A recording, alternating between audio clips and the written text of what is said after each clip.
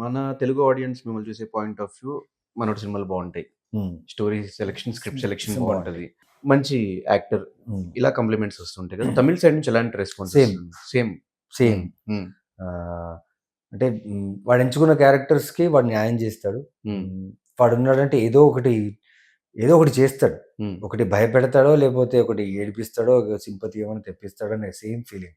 And అక్కడ audience చాలా difference. ఇక్కడ ఆడియన్స్కి అక్కడ ఆడియన్స్ డిఫరెన్స్ ఏమంటే అక్కడ ఆడియన్స్ గబుక్కున్న స్టార్ను యాక్టర్ని చూస్తే తీసి ఫోన్ చేసి సెల్ఫీలు అడగరు అక్కడ.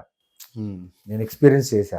నాతోనే కాదు వేరే యాక్టర్స్ కూడా అక్కడ అంతే. ఈవెన్ విజయ్ గారు కూడా అట్లా నడుచుకుంటూ వెళ్తారు రోడ్డు మీద సింగిల్ గా. చూస్తారు, చూసి గుర్తుపట్టారంటే నువ్వు ఆ సినిమాలో నటించావు కదా, సూపర్ బాగా నటించావు అని చెప్పేసి వెళ్ళిపోతారు వాళ్ళు. మన వాళ్ళు లైక్ మనిషి చూడంగానే ఎలా ఉన్నారు, మీరు ఆ సినిమా చేస్తారు, ఈ సినిమా చూడండి సెల్ఫీస్ ఇమీడియట్ గా సెల్ఫీ.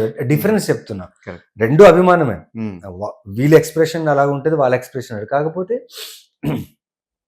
నాకు కావాల్సింది అదే కదా, they should come and talk to me. అంటే సోషల్ మీడియాలో చాలా మంది మెసేజ్ చేస్తారు నా సినిమాలు చూసి, ఓకే, బట్ నేరుగా వచ్చి మాట్లాడి ఆ విషయం చెప్పి అది వాళ్ళ కళ్ళలో తెలుస్తుంది అనమాట, వాళ్ళ ఎక్సైట్మెంట్. ఒక యాక్టర్ని కలిసి మన వర్క్ గురించి మాట్లాడేటప్పుడు అది బాగా అనిపిస్తుంది. అండ్